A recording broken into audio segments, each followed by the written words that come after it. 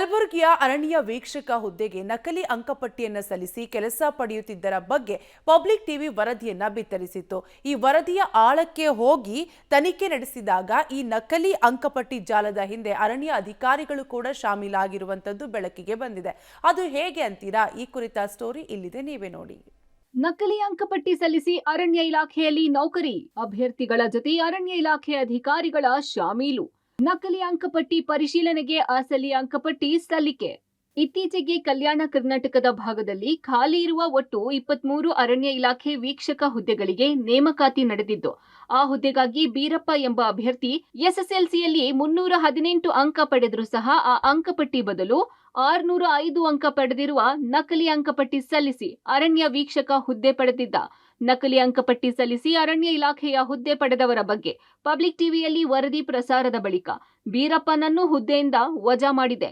ಆದರೆ ಬೀರಪ್ಪ ಸೇರಿ ಹಲವರು ಈ ರೀತಿ ನಕಲಿ ಅಂಕಪಟ್ಟಿ ಸಲ್ಲಿಸಲು ಖುದ್ದು ಅರಣ್ಯ ಇಲಾಖೆಯ ಅಧಿಕಾರಿಗಳೇ ಈ ಗೋಲ್ಮಾಲ್ನಲ್ಲಿ ಭಾಗಿಯಾಗಿರುವುದು ಪಬ್ಲಿಕ್ ಟಿವಿಯ ತನಿಖಾ ವರದಿಯಿಂದ ಬಯಲಾಗಿದೆ.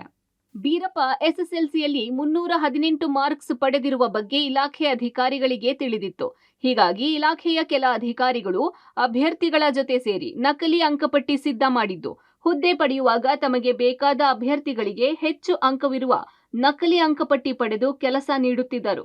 ನಂತರ ಎಸ್ಎಸ್ಎಲ್ಸಿ ಬೋರ್ಡ್ಗೆ ಅಭ್ಯರ್ಥಿಗಳ ಅಸಲಿ ಅಂಕಪಟ್ಟಿ ಸಲ್ಲಿಸಿ ದೃಢೀಕರಣಕ್ಕಾಗಿ ಪತ್ರ ಬರೀತಾ ಇದ್ರು. ಇನ್ನು ಅಸಲಿ ಅಂಕಪಟ್ಟಿ ಹಿನ್ನೆಲೆ ಎಸ್ಎಸ್ಎಲ್ಸಿ ಬೋರ್ಡ್ ಸಹ ಅಸಲಿ ಅಂಕಪಟ್ಟಿ ಅಂತಾನೆ ದೃಢೀಕರಿಸುತ್ತಿತ್ತು. ಹೀಗಾಗಿ ಅಸಲಿ ಅಂಕಪಟ್ಟಿ ಬದಲು ನಕಲಿ ಅಂಕಪಟ್ಟಿ ಸಲ್ಲಿಸಿ ಇಲಾಖೆಗೆ ವಂಚಿಸಿದವರಿಗೆ ನೋಟಿಸ್ ನೀಡಿದ್ದೇವೆ. ಆದಷ್ಟು ಬೇಗ ಕ್ರಮ ಸಹ ಜರುಗಿಸುವುದಾಗಿ ಕಲಬುರಗಿ ಡಿಎಫ್ಒ ತಿಳಿಸಿದ್ದಾರೆ.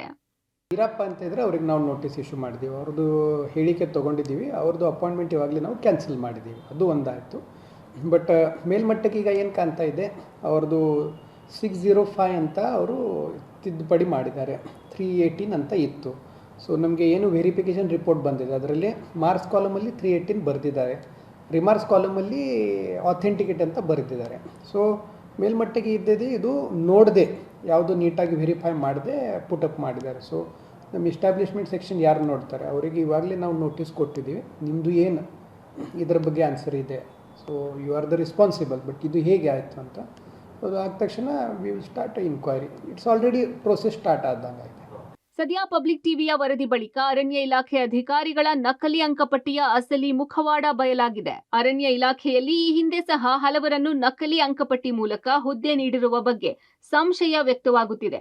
ಹೀಗಾಗಿ ಅರಣ್ಯ ಇಲಾಖೆ ಸಚಿವ ಈಶ್ವರ ಖಂಡ್ರೆ ನಕಲಿ ಅಂಕಪಟ್ಟಿ ನೀಡಿ ಹುದ್ದೆ ಪಡೆದವರ ವಿರುದ್ಧ ಕಠಿಣ ಕ್ರಮಕ್ಕೆ ಮುಂದಾಗಬೇಕಿದೆ. Praveen Reddy, public TV, Kalaburagi.